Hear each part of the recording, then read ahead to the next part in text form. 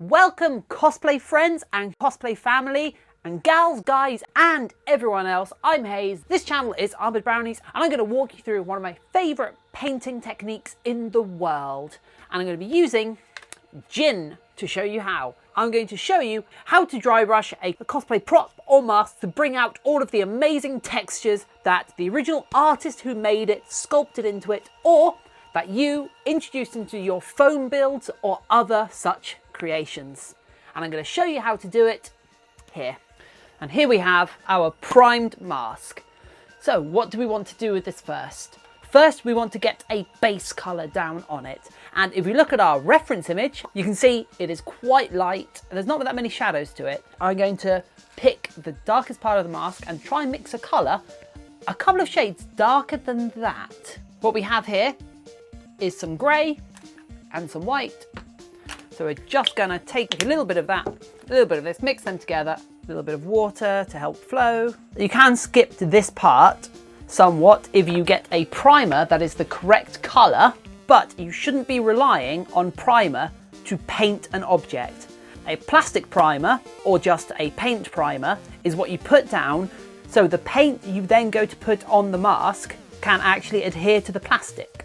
Some types of casting resin and some textured surfaces will just take paint on its own, but for longevity's sake, you should almost always use a primer before you paint anything. That goes for a resistant material prop like this, or a flexible prop like something made of foam. The most important part of this process is that we get this dark colour in all of the recesses. You shouldn't be relying on the primer to actually colour the prop you're painting, unless it's specifically a spray paint designed for that. A good coating of plastic primer is literally just a mist. Depending on what you're painting, sometimes spray paint can be primer. If you plan on using more technical paints like automotive paints, you will fast learn how important primer is. He is now nicely primed. And now that that base layer is down, we just have to let that dry, because one of the most important things about dry brushing, funnily enough, is that each layer beforehand is completely dried out, as if there's any moisture left in it, because you'll either rub off a bunch of your base layer because it's still wet, or it will mix in with the small amount of paint you have on your brush and dilute it, and even pull a lot more paint off the brush you have there, and you'll find yourself just painting the colour that you're trying to dry brush rather than dry brushing it. So now we wait. Now that the wait is over, we have a fully base coated mask. Now you may say to yourself, that's way too dark, and you're right. So what we're going to do is we're going to take some white and we're going to start dry brushing this guy up. What you want is a brush with nice stiff bristles, and then if we just mix up a little bit of our original dark colour with some white. Of course, you can do this with any colour to merge a colour to a lighter colour. So we have a couple of shades lighter in our grey, and we just want to make sure that our brush is entirely dry. Funny that, you're gonna hear that a lot. And making sure that there's no pockets of moisture left anywhere in the recesses of the mask. We just take a little bit on the brush, wipe the brush off. You want to have less and less on the brush as you go, and then we just start lightly going over it with our paintbrush. We're not trying to simply paint the object. I find a really good rule of thumb is to do 3 colour iterations, each layer being a little bit lighter than the last and being a little less aggressive than the last. So as you can see, I'm actually being fairly aggressive with this whilst not trying to paint this into all the recesses. But thankfully, because I'm putting so little of the paint onto the brush, we're really having to actually work it to get the paint to transfer onto the mask. And you can already see that this is bringing out the stony texture that has been sculpted into this porcelain effect mask. One thing about this process is that it is very tough on your brushes. So be prepared to sacrifice one or two of your brushes to the dry brushing gods. You can buy brushes specifically made for dry brushing. Now, you'll see we've been quite aggressive with that, and if you compare that to how it was a second ago, it is lighter, but not by much. As you can see, if we look closer at it, the dark colour is still visible past the texture.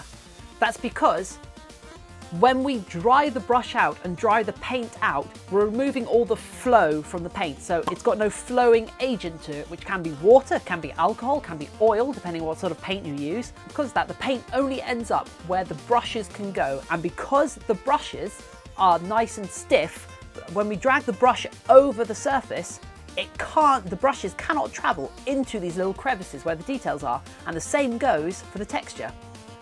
But the next layer, we want to go a little bit lighter, and we want to make sure that we're being slightly less aggressive with this. So let's carry on.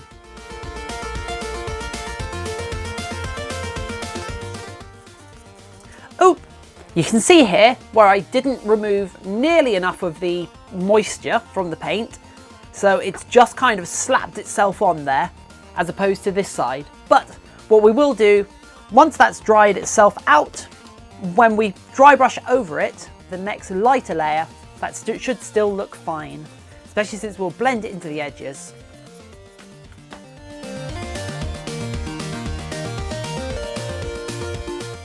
And there is the second layer of dry brushing done. Now if you compare that to our base layer, you can see it's a lot lighter than that, and then also compare it to just the first layer of dry brushing. A lot lighter than that, but you can start to see, even without bringing it close to the camera, the porcelain effect really coming out of here. So now, let's get a much lighter layer going. This wants to basically be our target colour.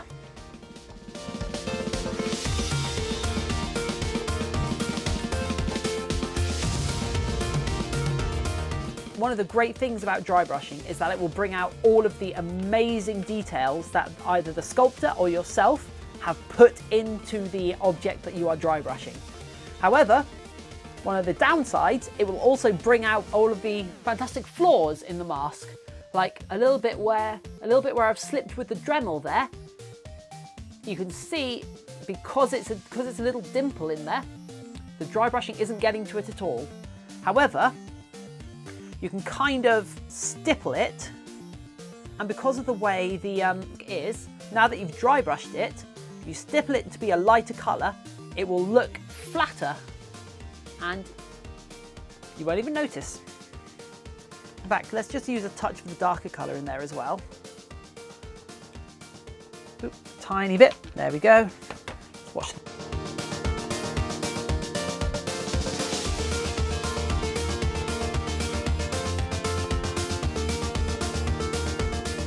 And that is the third layer put down on him. So you can see how this compares to the base layer. It's much, much lighter. In fact, it almost looks a kind of uniform light grey with natural highlights over it. In fact, if we switch to our other camera, if you look at it from a distance, it just looks like a deep light grey. And I hope phrasing it like that makes sense. But if you compare it to the first layer of dry brushing, then the second layer of dry brushing, and then this layer, you can see how it's slowly progressed. So, things that I think dry brushing is great for. It is great for painting textures, as we've just seen. You will pick a texture out of a natural looking object, or even a mechanical object with lots of fine details in it. In the same way, it is great for highlighting details in very dark props. You can use it really effectively for weathering by putting a corrosion colour on it, or even a brighter metallic colour if you're doing a metallic object, for where the edges of a metallic object would have been rubbed through use. And of course, you can use it for blending different colours together. However, what dry brushing can't do is shade recesses for you after it's been painted. You have to start with a dark coloured prop and dry brush up. It isn't a quick process like just painting an object one block colour, and you might want to do that anyway if you're just trying to go for a very cartoony looking prop, and it can't create textures out of nowhere. The object you're dry brushing has to be textured already. I hope that helps. Anyway, I really hope you liked this painting tutorial. I enjoyed making it a whole lot, and I hope to make more in the future. Let me know in the comments below what you would love to use this painting technique on. For example, I've used it in the past: Lamb, Wolf, Jhin, Reaper, Groot, my full head Groot costume, and in fact, most of the entire costume, once I've textured it, is probably going to be dry brushed to bring out the woody, barky texture I'm trying to give it. Anyway, thank you so much for joining us. Be sure to subscribe to the channel for more regular updates like this, and also follow me on Facebook, Instagram, Twitter, all of that, where you can give me feedback, ask for suggestions or help, and also provide your feedback and request future videos. Thank you for joining me, and goodbye.